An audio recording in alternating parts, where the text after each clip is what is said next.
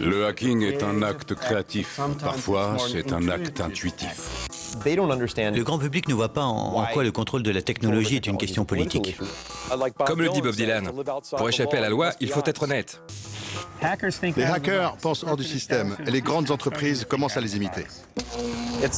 Ce sont ces esprits curieux qui sont les seuls à pouvoir changer le monde.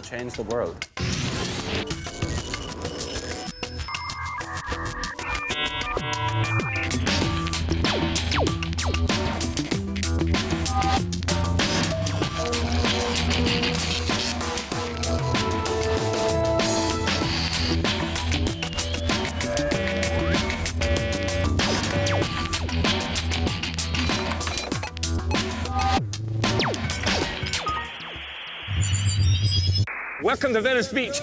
This is the Freak Show. Welcome to Venice Beach. This is the Freak Show.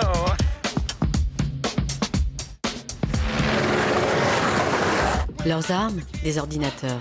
Leur but, déstabiliser les gouvernements avec le site Wikileaks, vider vos comptes bancaires, paralyser des centrales nucléaires avec des virus. Les pirates.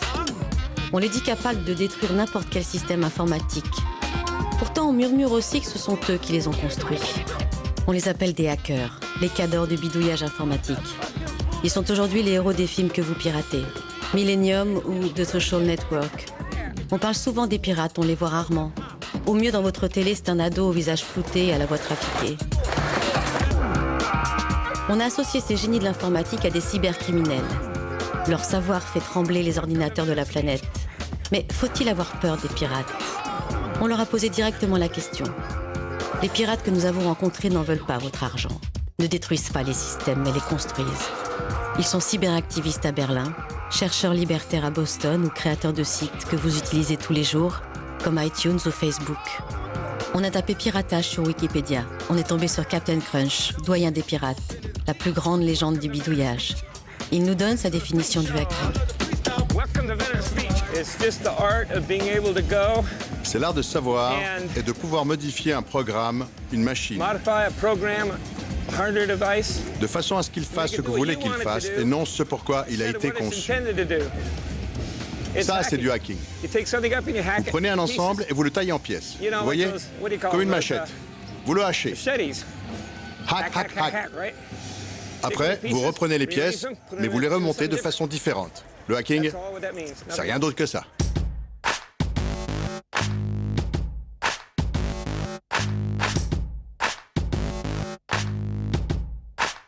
Hacker, éthique, MIT, Freaker. Pour décoder le piratage, il n'y a pas mieux qu'Andy Muller-Magoon, la mémoire vivante du groupe de hackers le plus influent de la planète, le Chaos Computer Club.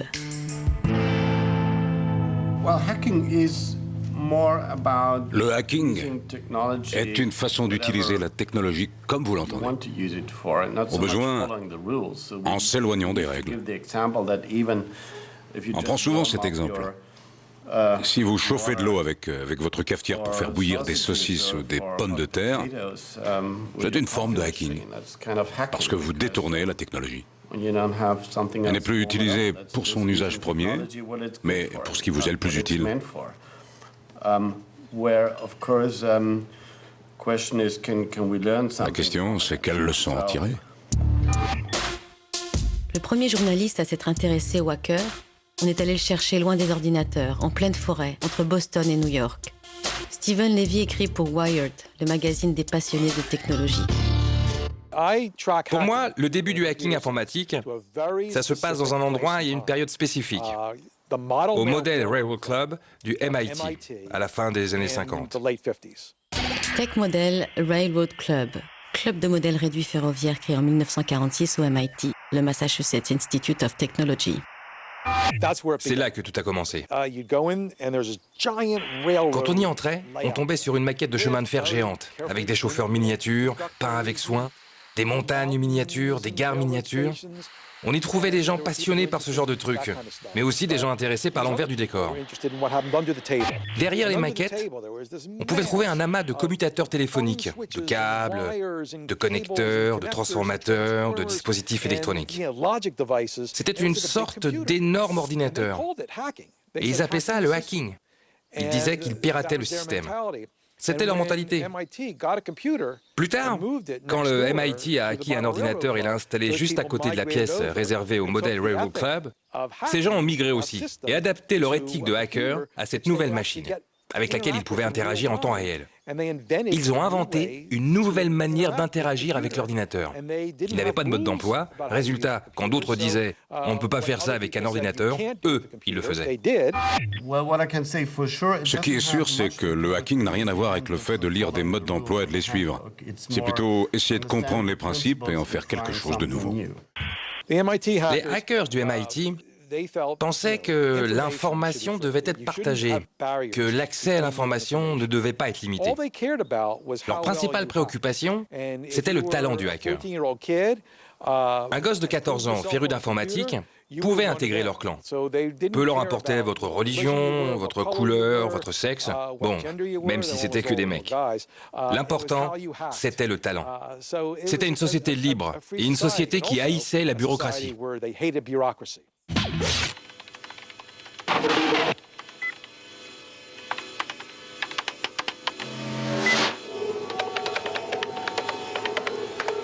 Why would someone spend their own time to hack into your company's computer system and post tons of your confidential stuff on the internet? For the same reason we pierce our tongues.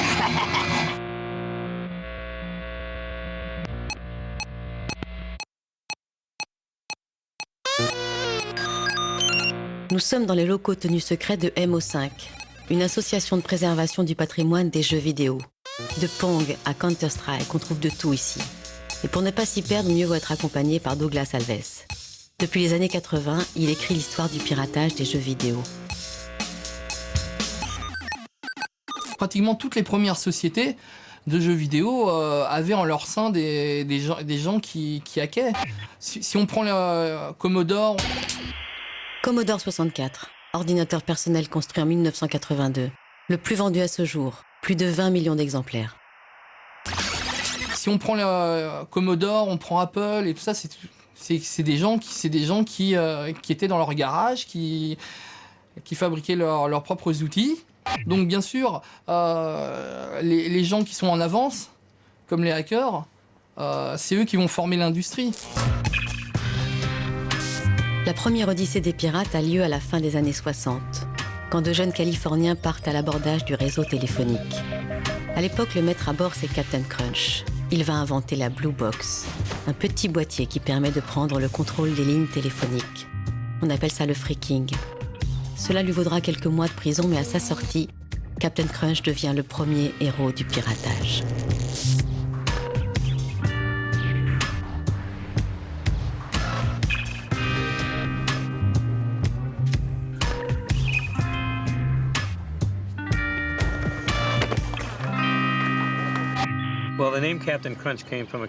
Le nom Captain Crunch vient d'une boîte de céréales, Captain Crunch, une marque très populaire aux États-Unis. Et dans la boîte, il y avait un sifflet. On pouvait boucher l'un des trous de ce sifflet et quand on soufflait, on obtenait une tonalité précise. Cette tonalité permettait d'activer le réseau téléphonique longue distance.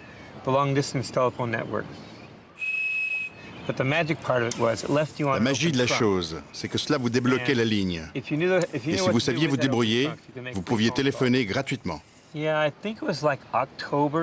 C'était en octobre 69. Je faisais des expériences avec un émetteur radio FM.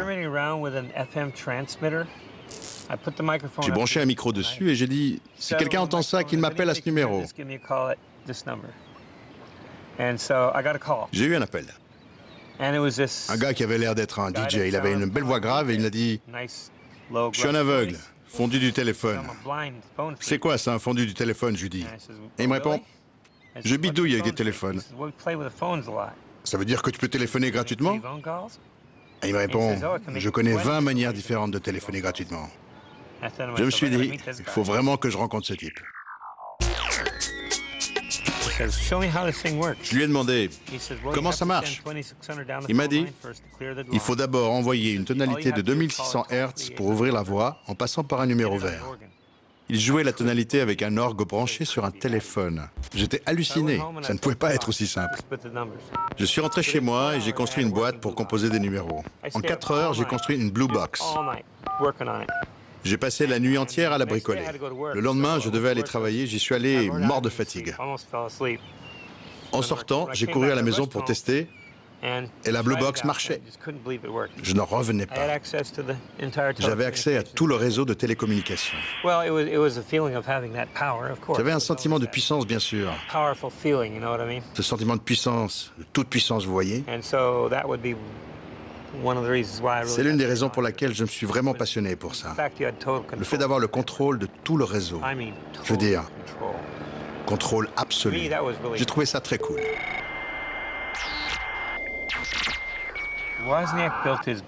Wozniak a construit sa boîte. Steve Wozniak, alias Woz, informaticien et électronicien, cofondateur avec Steve Jobs de la société Apple Computer le 1er avril 1976. Il en a ensuite fabriqué d'autres et les a vendus pendant ses études à la fac. Il a utilisé cet argent pour fabriquer les composants électroniques du premier ordinateur d'Apple.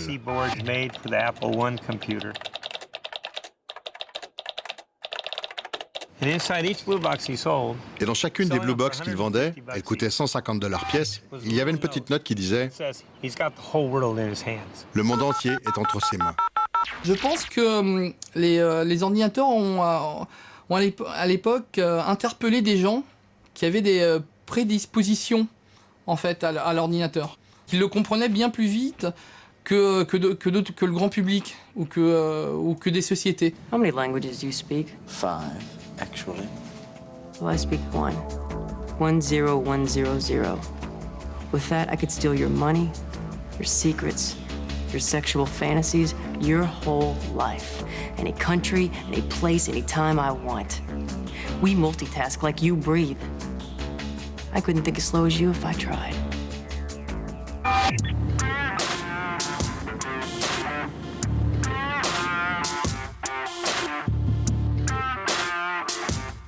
En contournant les barrières technologiques, ces pionniers vont aussi construire des valeurs communes.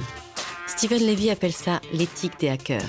Son livre, Hacker, héros de la révolution informatique, publié en 1984, reste la Bible pour les hackers activistes de Berlin, comme pour les ténors du logiciel libre au MIT.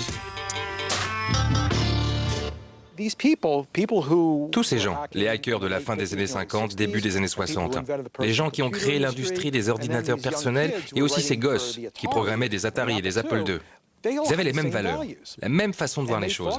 Il y avait une façon de penser typique du hacker.